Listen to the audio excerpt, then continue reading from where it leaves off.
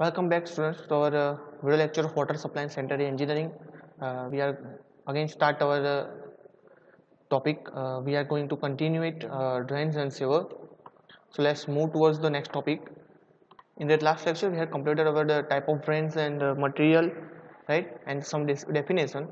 So let's start with the sewer. So the sewer section. For covering foul discharge from the water closest of public and domestic building, chemical mixed water from the industries, closed conduits are required, which can carry this foul matter without creating any nuisance outside the town. These conduits are called the sewers and are laid underground. Connection from the public, domestic and industrial building are made to this sewer, which carry foul matters. मतलब कि हमारे जो house hold है या फिर industries है, ठीक है, रेसिडेंशियल बिल्डिंग, डोमेस्टिक बिल्डिंग्स जितने भी है, वहाँ पे जो हमारा फॉल मैटर मतलब जो कचरा इकट्ठा होता है, ठीक है, जो लिक्विड फॉर्म में होता है, इधर केमिकली मिक्स वाटर होता है फ्रॉम द इंडस्ट्रीज वगैरह, ठीक है, वो सब कैरी करके ले जाने वाली जो एक पाइप होती है उसको हम सेवर कहते हैं. जनरली वो laid down below the ground level होती है, तो ट्रैफिक का न्यूसेंस भी हमें उससे नहीं होता है. तो उसका सेवर का काम क्या रहता है, जितना भी वेस्ट मटेरियल है, जो फॉल मैटर्स है, उसको कन्वे करने का. Now the sewer should have such a cross section that self-cleaning velocity should be developed even during dry weather flow. No deposits should settle down in the bed of sewer under any circumstances. Sewer को हमें इस तरीके से lay down कराना है कि जो उसका क्रॉस सेक्शन है वो सेल्फ क्लीनिंग वेलोसिटी डेवलप कर सके, ठीक है, सेल्फ क्लीनिंग उसके अंदर हो सके even during the dry weather. ऐसे हमें उसको ग्रेडियंट वगैरह प्रोवाइड करना होता है, ठीक है, साइज वगैरह उसमें टेपर्ड सेक्शन या फिर चेंजेस करने होते हैं अलग अलग कहते हैं कि लेंथ पे जाते जाते, ठीक है. तो ये सब हमें करना पड़ेगा, जिससे क्या होता है कि जो डिपोजिट्स होते हैं, सिल्टिंग होता है, वो उसके अंदर रिड्यूस हो जाए और एलिमिनेट हो जाए. नाउ सेवर सेक्शंस की बात करें तो किस किस टाइप के उसके सेवर सेक्शंस होते हैं, ठीक है. तो first of all old rectangular, then new rectangular, circular brick sewer, circular pipes etcetera types. First एक एक को हम पहले देख लेते हैं और उसकी फिगर को भी ध्यान में लेते हैं. तो ओल्ड रेक्टेंगुलर सेवर की बात करूं तो these were use in the ancient time and are not use nowadays. अभी उसका यूज नहीं होता, बहुत पहले के टाइम पे होता था. It was constructed by the laying concrete in the bottom and constructing sides with the stone और brick masonry and then plastering. जो नीचे का बॉटम होता था वो प्लास्टर किया होता था कंक्रीट से, ठीक है, और आजू बाजू की सरफेस जो होती थी वो स्टोन से कवर्ड होती थी. आपने पुरानी पिक्चरों में देखा होगा, मतलब कि जो पास्ट बिलोंग्स करती है, ठीक है, राजा महाराजों वाली, तो उसके जो सेवर्स होते थे उस पत्थर स्टोन पिचिंग किया होता है उसको, ठीक है, और जो उसका नीचे का सरफेस होता है एकदम स्मूथ कंक्रीटिंग किया होता है. Okay. Now new rectangular section की बात करें तो this is constructed with the RCC which may be precast or cast in situ, जो आप लोग अभी देख सकते हो, राइट, जो रोड के बाजू में एक ड्रेनेज जाता होता है स्टॉर्म वाटर कलेक्ट करने का, ठीक है, वो आप रेक्टेंगुलर उसको देखा होगा, टॉप से वो ओपन होता है. A circular brick sewer. This type of section is used in the under culvert and at such places where big diameter is required for the short length. These sections are plastered from the inside. Nowadays, these are not used due to the much wear and difficult centering.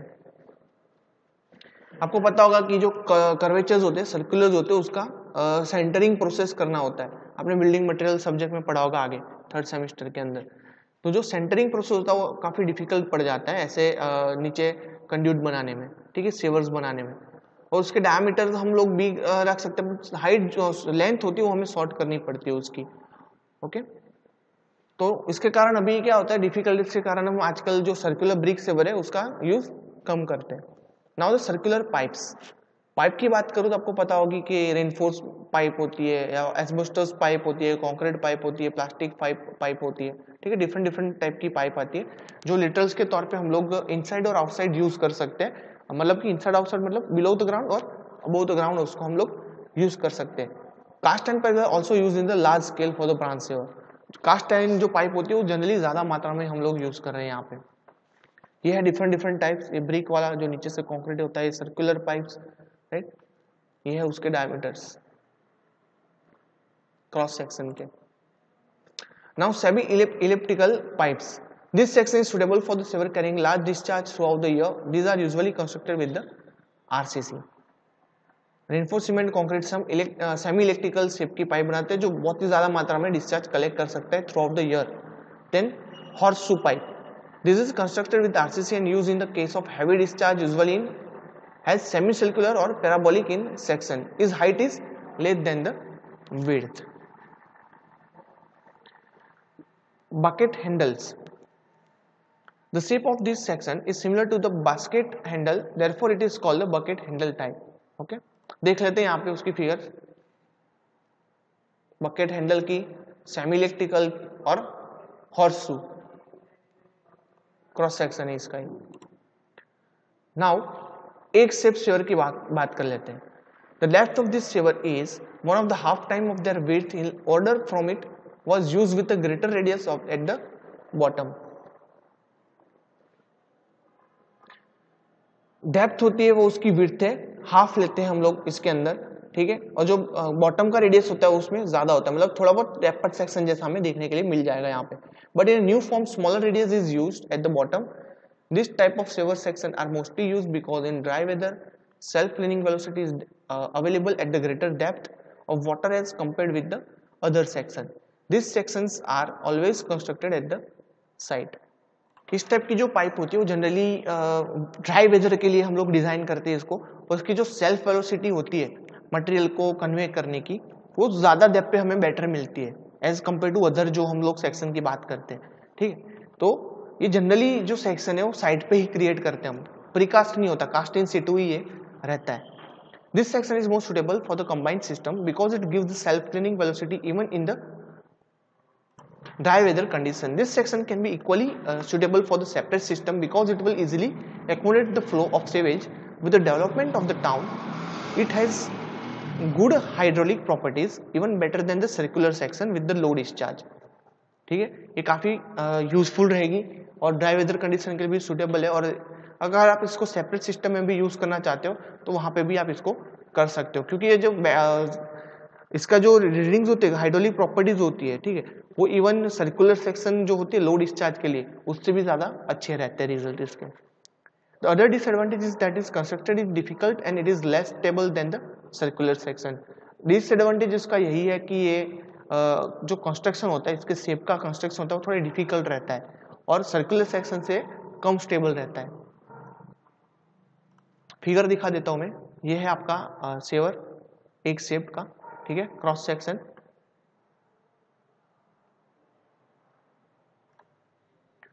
Now let's jump to the topic of sewer joints. Most time भी ध्यान से पढ़ना है इसको, ध्यान से सुनना है इसको, जीटीयू में भी पूछ सकते हैं इसको ज्यादा बार. So what do you mean by the sewer joint और उसकी जो रिक्वायरमेंट है, मतलब जो गुड रिवर सेवर्स की जॉइंट्स की जो रिक्वायरमेंट है वो हम देखेंगे. तो फर्स्ट ऑफ ऑल इंट्रोडक्शन ले लेते हैं. A circular sewer pipes which are manufactured in factories are jointed after the placing in the proper position. This type of joint depend on the material of pipe, internal pressure, external loads, type of support and so many other factors. मतलब कि जो हम circular pipe create करते हैं manufacturing units के अंदर, factories के अंदर, उसको हम प्रॉपर जगह पे प्लेस करने के बाद, पोजीशन करने के बाद उसको ज्वाइंट करने पड़ते हैं, ठीक है. अगर 10 मीटर का एरिया है तो 10 मीटर की पाइप नहीं लगाते हम उसके अंदर, 3-4 मीटर की 2 पाइप हम उसके अंदर लगाते हैं और बीच में उसको जॉइंट कर देते हैं, ठीक है. तो यहाँ पे हमें जॉइंट की जरूरत पड़ती है. ये जॉइंट की जो प्रॉपर्टीज होती है वो फॉलोइंग फैक्टर्स के ऊपर डिपेंड करती है, जैसे कि इंटरनल प्रेशर हो गया पाइप के अंदर, एक्सटर्नल लोड्स हो गए, ठीक है, टाइप एंड सपोर्ट हो गया उसका. ये सब फैक्टर्स के ऊपर उसकी जो मटेरियल होता है वो डिपेंड करता है. Now the following are the requirements of a good sewer joints. ठीक है, आपको ये एग्जाम में पूछ सकते हैं what are the quality of good sewer joints. तो आप इसमें ये लिख सकते हो, it should be economical and easy in construction. ठीक है, इकोनॉमिकल सस्ता और चीप होना चाहिए और इजी उसका कंस्ट्रक्शन होना चाहिए. It should be water tight and highly resistance to infiltration of ground water and exfiltration of the sewage. ठीक है, हाईली वाटर टाइट होना चाहिए, ना ही पानी ग्राउंड वाटर टेबल अंदर सेवर के अंदर जाना चाहिए, ना ही जो सेवर मटेरियल है वो ग्राउंड वाटर टेबल तक आना चाहिए. ठीक है, मतलब ग्राउंड के अंदर बाहर से कुछ अंदर नहीं जाना चाहिए, अंदर से कुछ बाहर नहीं आना चाहिए. ये उसकी प्रॉपर्टी रहती है उसके सेवर के अंदर. It should be resistance to the sewage gases and acids, ठीक है, जो गैसेस है हार्मफुल और एसिड्स है उसको रेजिस्ट करते होने चाहिए, केमिकल रिएक्शन के कारण टूटने नहीं चाहिए वो joints. It should B non absorbent and should not be absorb anything, ठीक है, एब्जॉर्ब नहीं करनी चाहिए किसी भी चीज को, नॉन एब्जॉर्बिंग मटेरियल से बने होने चाहिए। It should B durable and have long life, material ऐसा होना चाहिए ज्यादा ड्यूरेबल और उसकी लाइफ स्पान जो हो वो काफी बेटर होनी चाहिए, थोड़े शॉर्ट टाइम के लिए ना, ऐसा ना होना चाहिए कि शॉर्ट टाइम के लिए ही हो जॉइंट्स उसके बाद वो खराब हो जाए, तो वहां से जो पाइप होगी वो ब्रेक हो जाएगी। So it should have a more durability. It should be easily available in required quantity. हमें जितने भी क्वांटिटी में चाहिए जॉइंट्स वो अवेलेबल होने चाहिए, इस तरीके से हमें उसको डिजाइन मतलब मटेरियल से बनाने चाहिए। It should not be easily broken and crack by the traffic, मतलब कि प्रेशर के कारण या फिर एक्सटर्नल फोर्सेस के कारण वो इजीली ब्रेक हो जाए, ऐसा मटेरियल हमें यूज नहीं करना है, स्ट्रॉन्ग मटेरियल यूज करना है जॉइंट के लिए। Now let's take a look for the sewer joints types. Okay, there are following type of sewer joints. First of all is the bandage joint, then spigot joint और उसको हम pocket joint भी कहते हैं, rigid and semi flexible होता है वो, collar joint वो भी rigid and semi flexible है, and flush joint internal and external, ठीक है। जनरली 4 टाइप है, bandage, spigot type, collar and flush joint। सबको एक एक देख लेते हैं फटाफट से।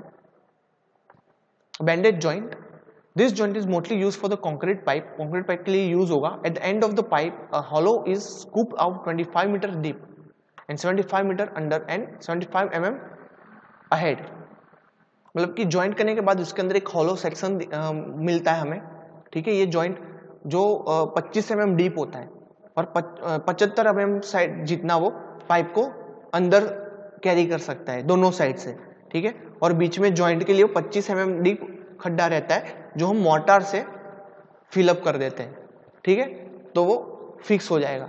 Now netting in place on the mortar and scrim is place on the netting, the face of the pipe and the end are coated with the mortar and are butted against each other. Now knitting is tightly wrapped around the pipe and the hand of strands of hook securely together. Squeeze the mortar firmly and the pipe. लगाने के बाद जितने भी उसके top and bottom है उसको हम लोग को क्या करना है, मोर्टार से कवर कर देना है। उसके बाद हमें जो टाइटनिंग मटेरियल है उससे उसको टाइट अप कर देना है। उसके बाद जो भी मोर्टार आजू बाजू करना है उसको स्क्वीज आउट कर देना है। ये है उसकी बैंडेज जॉइंट की प्रोसेस। उसकी फिगर देख लेते हैं यहाँ पे। ये इस टाइप का बैंडेज जॉइंट हमें मिल जाता है। क्लियर? व्रैप कर देना होता है उसको सेवर पाइप के ऊपर और फिक्स कर देते हैं उसको हम। Now spigot and socket joint, most common type spigot and socket joint हमारे मार्केट में देखने के लिए मिल जाती है। This joint is used mainly for cast iron pipes all size and concrete pipes below 60 centimetre. ठीक है, कास्ट आयरन पाइप के लिए हर एक साइज में मिल जाएगा और कंक्रीट पाइप जो होती है वो 60 सेंटीमीटर से कम डायमीटर वाली है, उसके लिए हमें ये सॉकेट्स मिल जाते हैं। ये जो स्पिगॉट एंड सॉकेट जॉइंट होते हैं वो सेमी फ्लेक्सिबल टाइप ऑफ होते हैं। ठीक है, it's composed and specially safe spigot and socket ends of concrete pipe. A rubber ring is placed on the spigot which is forced into the socket of the pipe previously laid. This compression to rubber ring as it rolls into the annular space form between the two surface of the spigot and the socket and form a flexible and watertight joint. उसकी figure देख लीजिए, ज्यादा better आपको overview आ जाएगा। ठीक है, यहाँ पे स्पिगॉट होता है और यहाँ पे सॉकेट होता है। ठीक है, स्पिगॉट यहाँ पे ज्वाइंट कर देंगे, सॉकेट यहाँ पे ज्वाइंट करेंगे। क्लियर? बीच में रबर की रिंग होगी और दोनों पाइप यहाँ पे फिक्स हो जाती है दोनों साइड से, और फिर ये दोनों को हम लोग जॉइंट अप कर देंगे। क्लियर? नाउ बात करते हैं कॉलर जॉइंट की। Collar joint is generally used for the pipe over 60 centimetre diameter and for light hydraulic pressure. Collar are 15 centimeter to 20 centimeter wide. Caulking the space varies from the 1.3 to 2 centimeter according to the diameter of the pipe.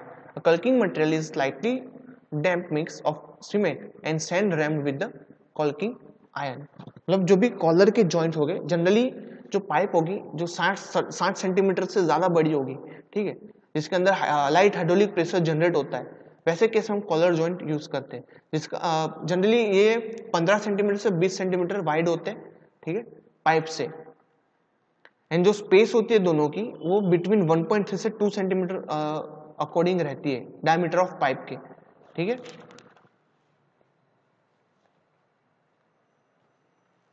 Now collar joint semi flexible की बात करते हैं। This is generally use for the large diameter hydraulic pipes. The loose collar cover twin specially shape pipes rubber rings and provide each other and which when compressed between the spigot and the collar seal joints। जैसे spigot और उसकी बात की थी हमने, same यहाँ पे जो कॉलर जॉइंट होते हैं सेमी फ्लेक्सिबल, वो लार्ज डायमीटर की पाइप्स होती है, उसके लिए हम लोग यूज करते हैं। प्लस इसका जो कॉलर कवर होता है वो स्पेशली उसके अंदर स्पेशली शेप की हुई 2 पाइप्स होती है, ठीक है, जो रबर रिंग से प्रोवाइडेड होती है, right.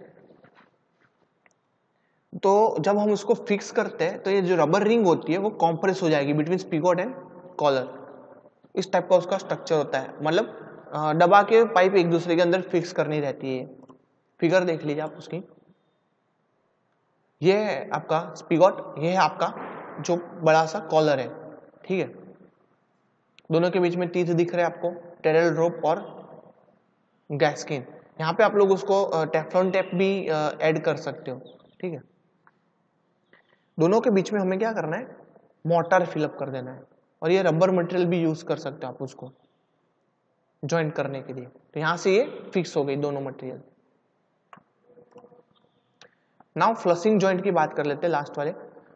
So internal flush joint is generally use for the sewer passing below the culvert, ठीक है। कलवर्ट के नीचे से जो सेवर पास होता है उसके लिए हम लोग फ्लश जॉइंट का यूज करते हैं। The end of the pipe are specially shaped to form a self centering joint with an internal jointing space of the 1.3 centimetre wide.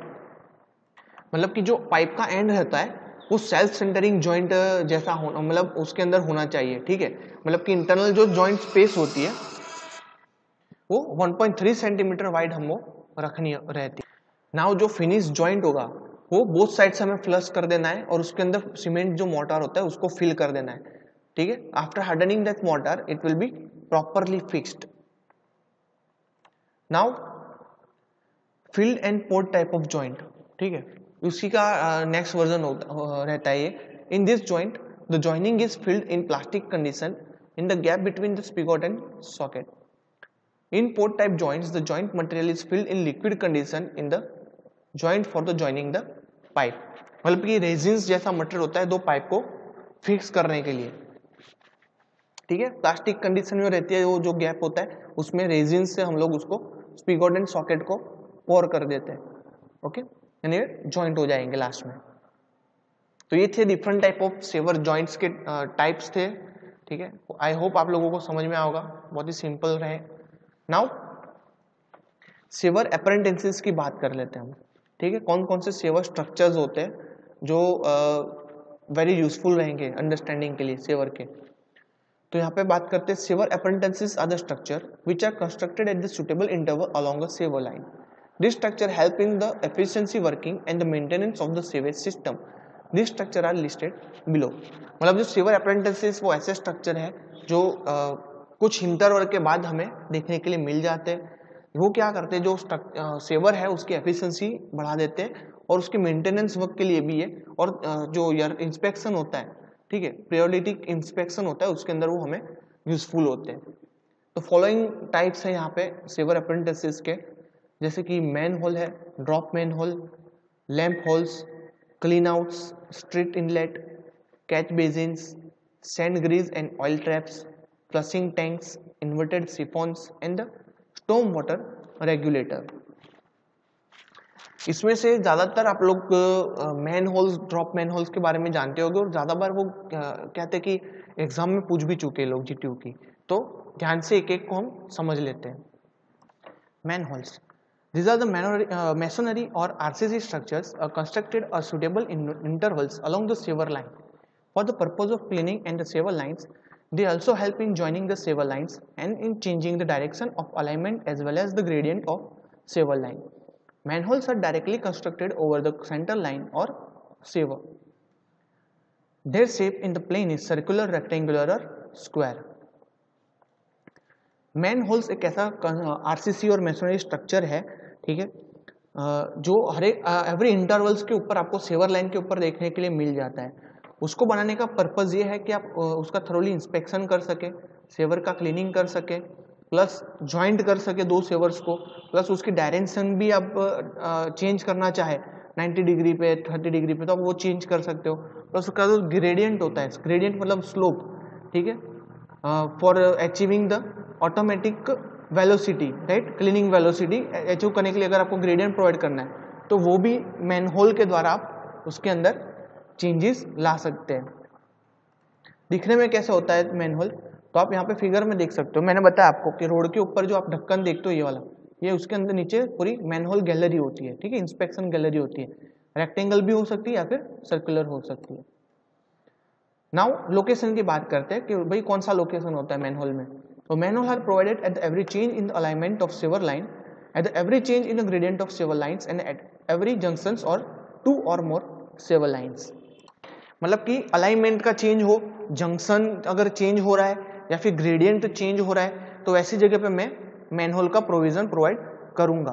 Then manholes are also provided at the head of every sewer line and whenever there is a change in size of sewer manholes are provided. मतलब कि जो saver line का head होता है वहां पे तो obviously manhole होता ही है, प्लस टू प्लस जहां जहां पे जो सेवर की साइज है, सेवर लाइन की जो साइज है वो चेंजेस हो रही है, रिड्यूस या इंक्रीज होती है, तो वहां पे मुझे मैनहोल का प्रोविजन करना पड़ेगा।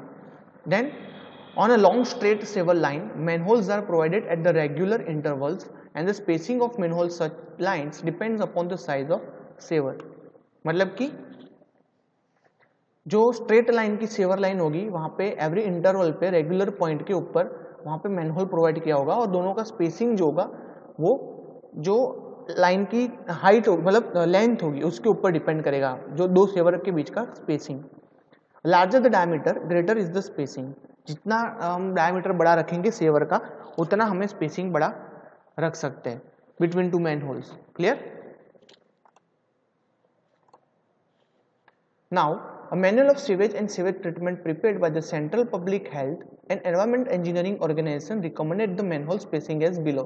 ठीक है, जो एनवायरमेंटल रिकमेंडेशन होते हैं, ठीक है, एनवायरमेंटल पॉलिसीज होती है उसके हिसाब से जो उन्होंने मैनहोल का स्पेसिंग हमें प्रोवाइड किया है सीवर के डायमीटर के बेसिस के ऊपर। ठीक है, तो हम लोग देख लेते हैं। First of all the diameter of sewer is lies between 0.9 to 1.5। यहाँ पे जो आप देख सकते हो 0.9 टू 1.5 होगा डायमीटर, तो जो स्पेसिंग रहेगा वो 90 टू 150 सेंटीमीटर जितना रहेगा। ठीक है, मल्टीप्लाई बाई 10 उन्होंने 100 कर दिया यहाँ पे। 1.5 टू 2 रहेगा तो स्पेसिंग जो होगा वो 150 से 2000 and more than 2 then the ratio is spacing between two manhole is 300। Okay, the values are in meters. Now let's take a look for the classification of manholes from the basis of its depth. There are three main classification of manholes. First of all is the shallow manhole, another one is the normal manhole, and last one is the deep manhole. So let's take a look for the individual shallow manholes. In the case of shallow manhole, they have the following features. The depth is about 0.75 to 0.9 meters. A regular shape, okay, जो circular और rectangular जो हम रखते हैं वही regular shape रहेगा इसमें। Minimum interval size होगी 0.9 मीटर टू 0.8 मीटर जितनी between two manholes and constructed at the place where there is no heavy traffic. Okay, जहाँ पे ज़्यादा बड़ा ट्रैफिक की कंडीशन ना हो, सिचुएशंस ना हो हैवी ट्रैफिक की, वहाँ पे हम इसको प्लेस करेंगे। They are also known as the inspection chambers. Manhole को जो सेलो मैनहोल्स होते हैं उसको हम लोग इंस्पेक्शन चैम्बर के तौर पे भी जानते हैं। Last cast and light weight cast and cover and frame is provided at the top of this manholes. जो भी मैनहोल होते हैं सेलो उसके ऊपर हम लोग कास्ट जो लाइट कास्ट एंड कवर होता है और फ्रेम होती है वो हम प्रोवाइड करते हैं। फिगर दिखा देता हूँ मैं आपको, ये उसका schematic diagram of shallow manhole, right. तो डायमेंशन आप देख सकते हो यहाँ पे 600 लिया है सेंटीमीटर, 300 सेंटीमीटर, सॉरी mm में है, ये 60 सेंटीमीटर है और 30 सेंटीमीटर। 600 mm, 300 mm ओके, यहाँ पे उन्होंने सेवर पाइपलाइन दी है, यह है उसका क्रॉस सेक्शन। यहाँ पे है उसका another cross section at vertically, right, ये उसका कवर, यहाँ पे से अंदर जाएगा सेवर लाइन। इसको जूम आउट करके देखते हैं।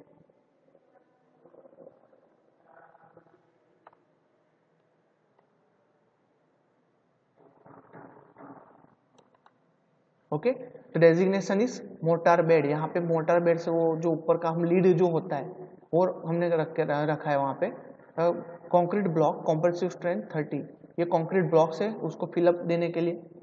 देन मैनहोल यहाँ पे है, स्टेयर्स दिए हैं उसके अंदर इंस्पेक्शन करने के लिए, और ये सेवर लाइन है, ठीक है। वाई एक्सिस का था वो, ये एक्स एक्सिस के बेसिस पे क्रॉस सेक्शन है।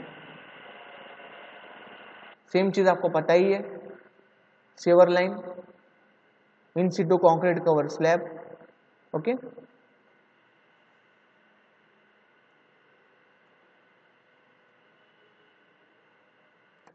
तो ये था उसका क्रॉस सेक्शन।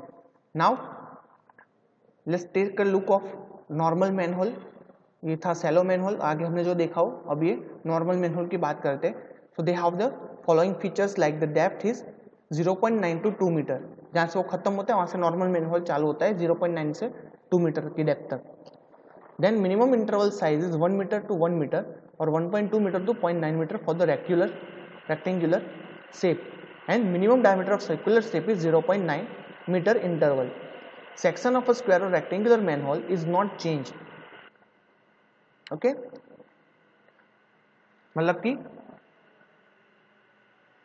जो भी सेक्शन होता है वो स्क्वायर और रेक्टेंगुलर मैनहोल का चेंज नहीं होता है, सेम ही रहता है वो अंदर से, तो सिर्फ ऊपर का लीड हमें रेक्टेंगुलर वगैरह देखने के लिए मिल जाता है। In circular manhole have a uniform section in the lower portion and slanting at the top so as to narrow down the top opening. Heavy cast iron covers and the frame are provided in this manhole. मतलब कि जो circular manhole होता है उसका जो bottom होता है वो तो यूनिफॉर्मली ही रहता है, लेकिन जैसे जैसे टॉप पे जाते जाते वो स्लैंट होता जाता है, मतलब उसका जो डायमीटर होता है वो छोटा होता जाता है, मतलब कोन जैसा शेप दिखने को मिल जाएगा, इन्वर्टेड कोन, क्लियर। एंड जो उसका मैनहोल का ऊपर का जो फ्रेम होता है वो सब सिमिलर हैवी कास्ट आयरन का बना होता है नॉर्मल मैनहोल के अंदर, क्लियर। सैलो के अंदर लाइट वेट कास्ट आयरन होता है, इसमें थोड़ा हैवी लेते हैं यूज हम लोग। Now let's take a look for the deep manhole. The main features are depth is more than 2 metre, ठीक है, 0.9 to 2 था वो नॉर्मल का था, और यहाँ पे जो 2 मीटर के ऊपर का जो भी होगा वो सब डीप मैनहोल्स में काउंट करेंगे हम लोग। जो इंटरनल डायमीटर होता है उसके हम नीचे के हिसाब से जो टेबल है उसके हिसाब से लेते हैं। If the depth is 2 to 2.3 meter, then internal diameter lies between 1.2 meters. Okay. Then if the depth of this manhole is lies between 2.3 to 9 meter, मतलब 9 meter is very big size. Okay. तो जो internal diameter होगा manhole का वो सिर्फ 1.5 metre रहेंगे, change होगा 1.5 metre जितना बढ़ जाएगा। Now the depth of the manhole is 9 to 14 metre, 9 metre से 14 मीटर के नीचे वो जा रहा है मैनहोल, इतना डेप्थ पे है, तो उसका जो इंटरनल डायमीटर होगा वो 1.8 मीटर जितना हमें रखना पड़ता है। So these are the provide with the step of internal surface of on wall, मतलब जो भी इंटरनल डायमीटर होगा इन मैनहोल का, क्योंकि आप लोग देख रहे हो 2 से 14 मीटर तक तो उन्होंने रीडिंग्स दी है, इंटरनल डायमीटर 1.2, 1.5, 1.8, ठीक है। तो नीचे जाने के लिए 14 मीटर तक नीचे तो जाना पड़ेगा इंस्पेक्शन के लिए, तो उसके लिए हमें वहाँ पे स्टेप्स प्रोवाइड करने पड़ेंगे, ठीक है। वॉल के ऊपर, वॉल की सराउंडिंग में स्टेप्स प्रोवाइड करने पड़ेंगे, जैसे आप लोग वेल के अंदर देखते हो, स्टेप वेल्स देखते हो, उस हिसाब से यहाँ पे भी डिजाइन होगी उसकी। Then the heavy cast iron cover and frame are provided at the top. Obviously to cover this sewer line we have to provide a cast iron cover. जो आप लोग रोड पे देखते हो, रोड के ऊपर जो मेटल का आप कवर देखते हो, राइट, प्लेट देखते हो, वही इसी की बात करें यहाँ पे हम, हैवी कास्ट आयरन जो कवर होता है, क्लियर। तो डियर स्टूडेंट्स, वीडियो थोड़ा लंबा हो रहा है, तो आज के लिए बस क्लासिफिकेशन तक ही हम रखते हैं। नेक्स्ट टाइम पे हम लोग उसके कंपोनेंट्स वगैरह भी देख लेंगे। Okay, so thank you for listening me once again, and मिलते हैं नए लेक्चर में नए टॉपिक के साथ। Thank you.